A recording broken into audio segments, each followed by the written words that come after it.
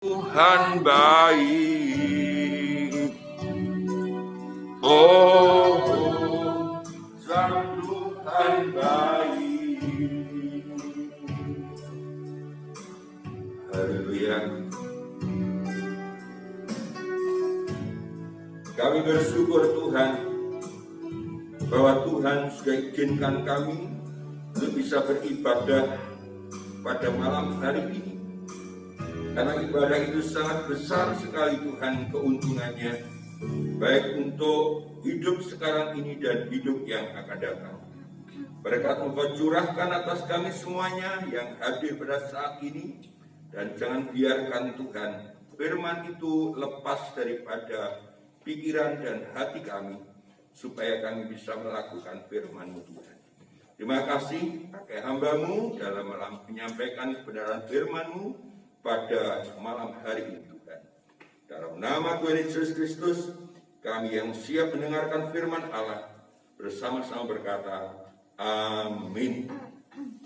Ya, puji Tuhan, sudah selalu kaum muda yang hadir pada saat ini. Saya ucapkan shalom. Mari kita mendengarkan firman Allah. Dan firman Allah pada saat ini berbicara tentang korban penyerahan, saudara. Ya. Jadi pada hari-hari yang lalu kita mendengarkan tentang korban penghapus dosa, dan sekarang kita mendengarkan korban penyerahan, di mana korban penyerahan ini adalah dibuktikan dengan adanya pengorbanan seekor domba jantan, saudara sekalian. Ya. Jadi seekor domba jantan yang harus diserahkan sepenuhnya untuk dibakar dan untuk dicurahkan darahnya itu, sehingga menjadi korban api-apian atau korban yang berbau harum di hadapan Tuhan, saudara. Ya. Kita akan baca di dalam Keluaran pasal yang ke-29, ayat yang ke-15 sampai dengan ayat yang ke-18. Saya baca ayat yang ke-15, saudara baca ayat yang ke-16, begitu bergantian ya. Keluaran pasal yang ke-29 ayat 15 sampai 18. Kemudian haruslah kau ambil domba jantan yang satu. Lalu haruslah Harun dan anak-anaknya meletakkan tangannya ke atas kepala domba jantan itu. Haruslah kau sembelih domba jantan itu, dan kau ambillah darahnya, dan kau siramkan pada mezbah sekelilingnya. Haruslah kau potong-potong domba jantan itu menurut bagian-bagian tertentu. Kau basuhlah isi perutnya dan betis-betisnya, dan kau taruh itu di atas potongan-potongannya dan di atas kepalanya.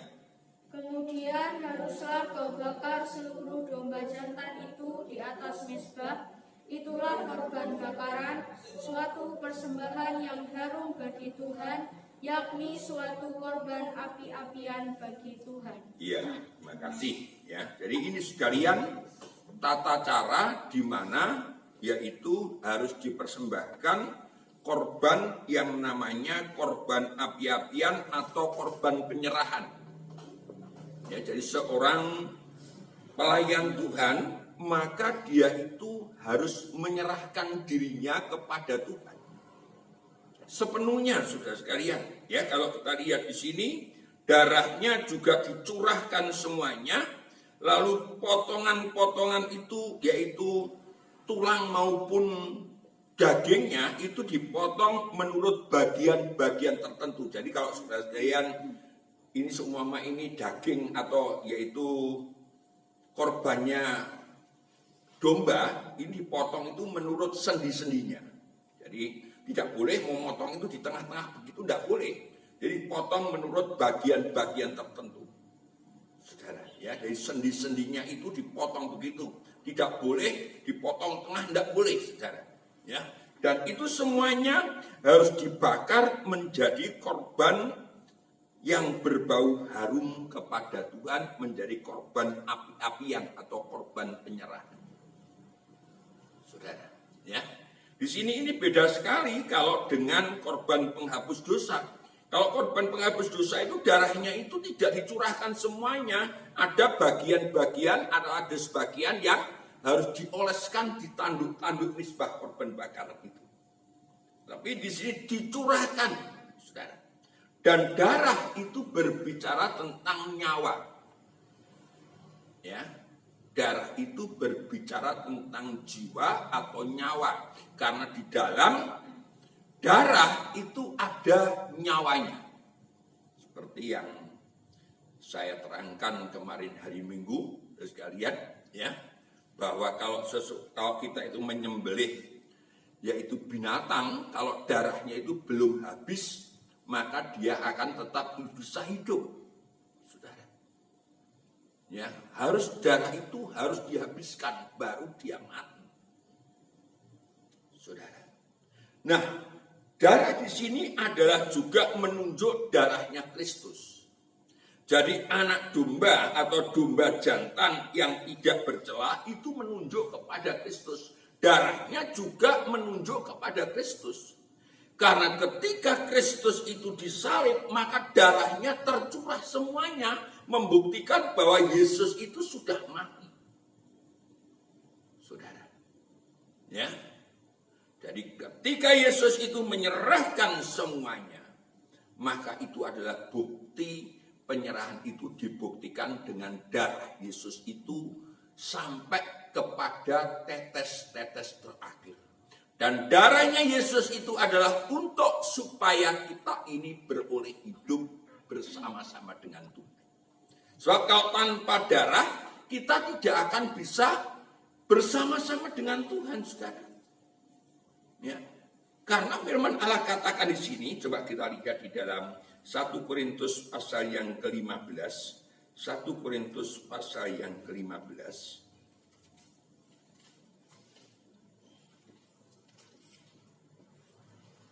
Ya, 1 Korintus pasal yang ke-15 ayat yang ke-50.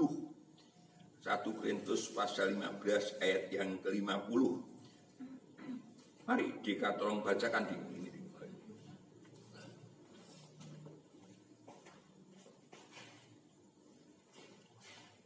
1 Korintus pasal yang ke-15 ayat yang ke-50. Saudara-saudara, Ya.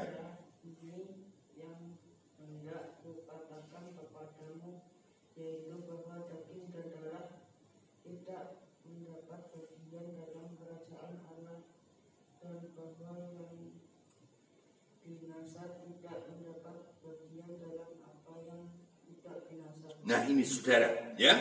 Rasul Paulus katakan di sini ini bahwa daging dan darah tidak mendapat bagian dalam kerajaan Allah. Daging dan darah ini adalah keadaan manusia, saudara. Ya.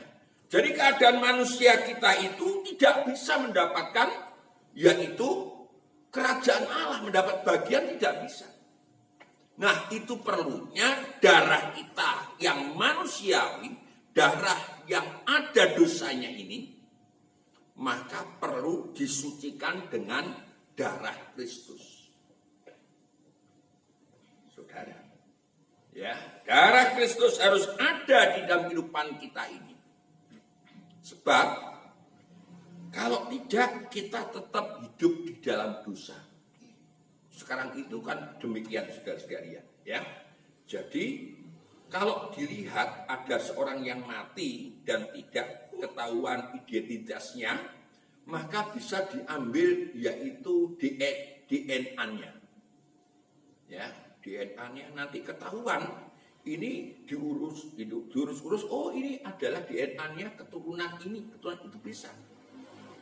Nah kalau saudara sekalian ini tetap tidak hidup di dalam melalui darah Yesus, berarti darahnya manusia, darahnya Adam dan Hawa itu tetap ada pada kita, sehingga dosa keturunan kita itu ada di dalam kehidupan kita. Kita tetap menganut atau mengandung yaitu darahnya keturunan, darahnya nenek moyang kita yang namanya Adam dan Hawa. Di situ maka disebutkan ada yang namanya dosa keturunan. Saudara. Nah, dengan kita terima darah Yesus yang sudah tercurah itu, maka kehidupan kita itu sekarang menjadi keturunan ilahi. Yaitu keturunan ilahi yang didapat karena kita itu percaya kepada Yesus. Walaupun kita masih di dunia. Sebenarnya ketika saudara sekalian ini percaya kepada Yesus, maka kita bukan lagi anak-anak dunia. Kita ini sudah menjadi yaitu anak-anak Allah. Saudara. Ya. Dalam Yohanes pasal 1, Yohanes pasal 1. Mari Yosua tolong bacakan. Yohanes pasal 1 ayat yang ke-12 dan ayat yang ke-13.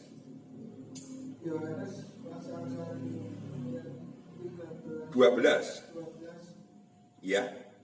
Tetapi semua orang yang menerimanya diberinya kuasa supaya menjadi anak-anak Allah, yaitu mereka yang percaya dalam namanya, orang-orang yang diperanakan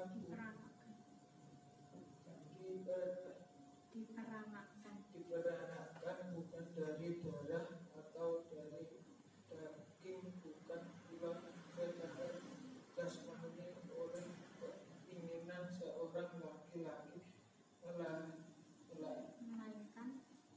melainkan dari Allah. Nah, ini saudara ya, dikatakan situ.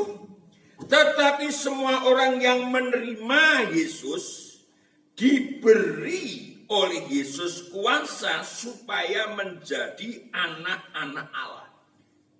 Jadi kalau kita percaya kepada Yesus, kita itu menjadi anak-anak Allah yang diperanakan bukan dari darah atau dari daging. Artinya bukan seperti kita ini hasil hubungan nikah daripada orang tua kita, bukan.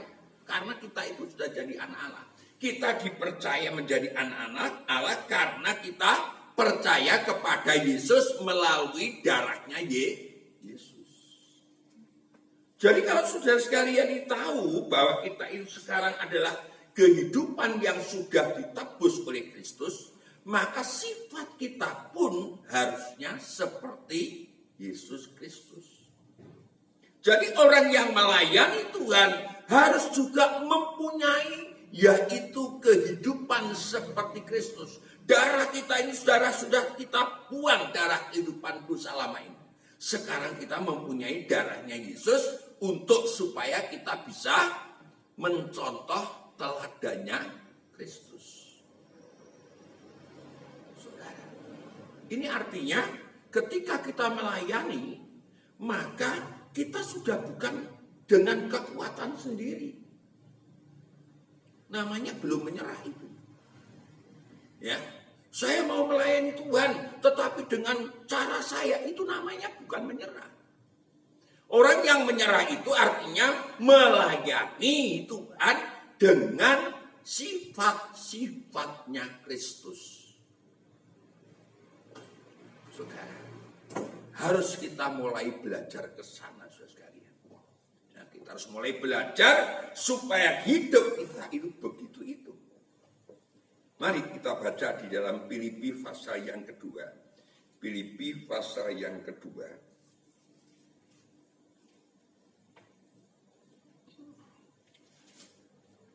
Filipi pasal yang kedua. Mari tolong bacakan ya. Filipi pasal yang kedua. Ayat yang keempat sampai dengan ayat yang ke-8.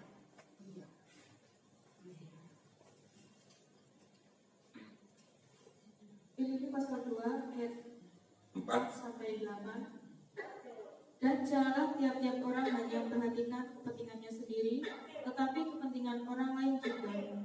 Hendaklah kamu dalam hidupmu bersama menaruh pikiran dan perasaan yang terdapat juga pada Kristus Yesus, yang walaupun dalam rupa Allah tidak menganggap kesetaraan dengan Allah itu sebagai milik yang harus dipertahankan, melainkan telah mengosongkan dirinya sendiri dan mengambil rupa seorang hamba dan menjadi sama dengan manusia. Terus? Dan dalam keadaan sebagai manusia, ia telah merendahkan dirinya dan taat sampai mati, bahkan sampai mati di kayu salib. Nah ini saudara.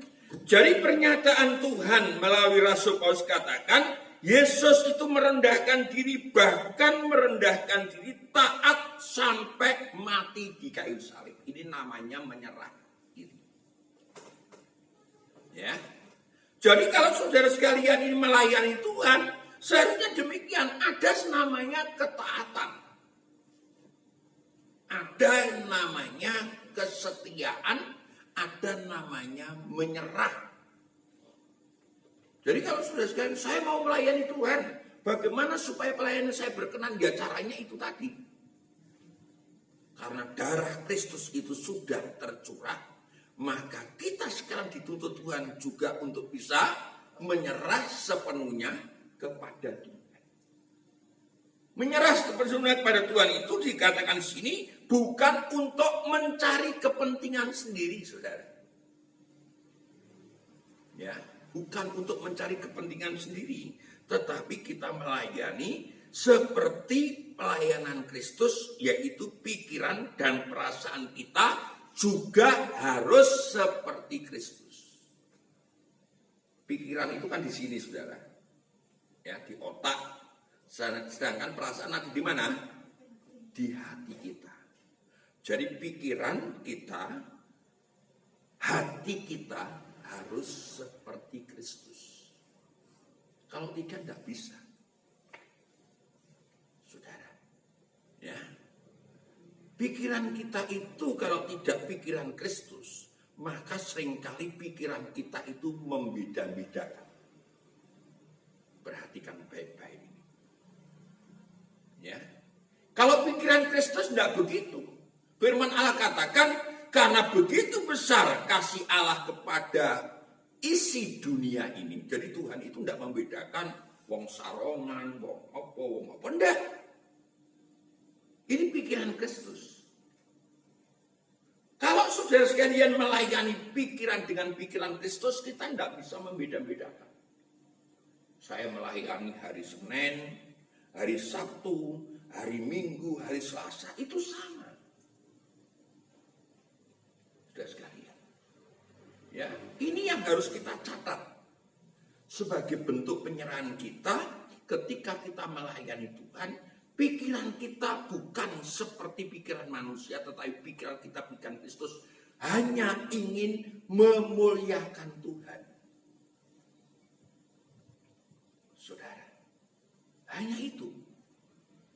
Jadi kalau sudah sekalian melayani Tuhan, pikiran kita, saya ingin menyenangkan hati Tuhan. Saya tidak menyenangkan hati Om Anang, tidak menyenangkan hati Tante, tidak menyenangkan hati itu. Tapi saya ingin melayani Tuhan dengan menyenangkan hatinya Tuhan. Kalau saudara sekalian bisa mempunyai pikiran begitu, saya pikir, saya percaya saudara sekalian pasti akan memberikan yang terbaik untuk Tuhan. Kan begitu, saudara? Ya, kalau saya, pikiran saya ini jatuh cinta sama Tia semua. Saya ingin apa? Ingin memberikan yang terbaik untuk Tia. Nah, kalau saya jatuh cinta sama Tuhan, ya saya juga memberikan yang terbaik untuk Tuhan.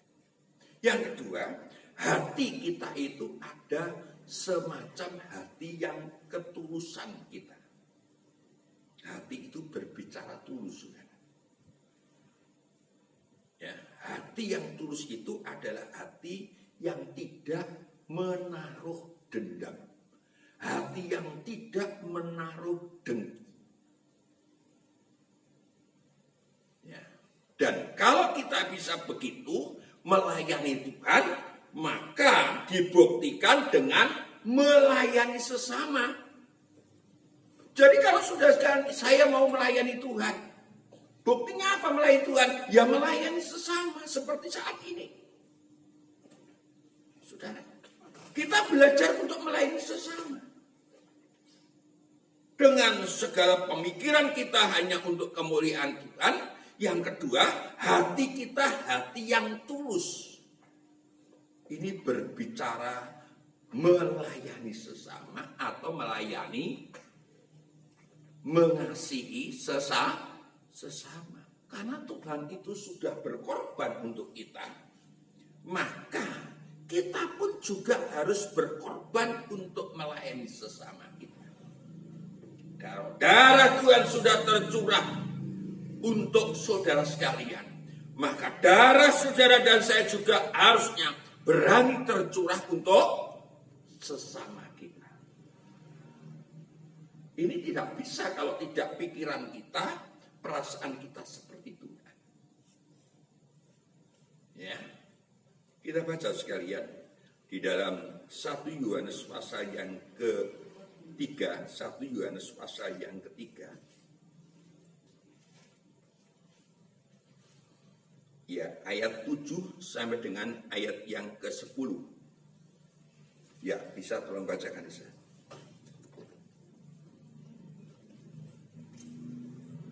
1 Yohanes pasal 3 ayat 7 sampai 10. Anak-anakku, janganlah membiarkan seorang pun menyesatkan kamu. Barang siapa yang berbuat kebenaran adalah benar, sama seperti Kristus adalah benar. Barang siapa yang tetap berbuat dosa berasal dari iblis, sebab iblis berbuat dosa dari mulanya. Untuk inilah anak Allah menyatakan dirinya, yaitu supaya ia membinasakan perbuatan-perbuatan iblis itu. Setiap orang yang lahir dari Allah tidak berbuat dosa lagi, sebab benih ilahi tetap ada di dalam dia, dan ia tidak dapat berbuat dosa karena ia lahir dari Allah. Inilah tandanya anak-anak Allah dan anak-anak iblis. Setiap orang yang tidak berbuat kebenaran tidak berasal dari Allah. Demikian juga barang siapa yang tidak mengasihi saudaranya. Nah, ini saudara ya. Jadi dikatakan kalau kita ini adalah anak-anak Allah, maka kita tidak berbuat dosa lagi. Karena apa? Firman Allah, benih ilahi ada di dalam kehidupan kita. Benih ilahi itu adalah firman Tuhan. Benih ilahi adalah Yesus Kristus. Karena firman itu adalah Yesus. Jadi selama saudara sekalian ada Yesus, saudara tidak akan bisa berbuat dosa lagi. Selalu ingat, ketika kita mempunyai pikiran yang salah, maka ketika itu juga kita ingat firman Allah, maka kita ingat dan sadar pikiran kita harus kembali kepada Kristus. Waduh, saya salah ini. Ya. Saya salah ini, kok memandang dia begitu. Saya salah kok menghakimi dia begitu. Kalau hati kita ada kebencian, saya salah ini. Karena saya kok mempunyai kebencian. Dan dikatakan situ, barang siapa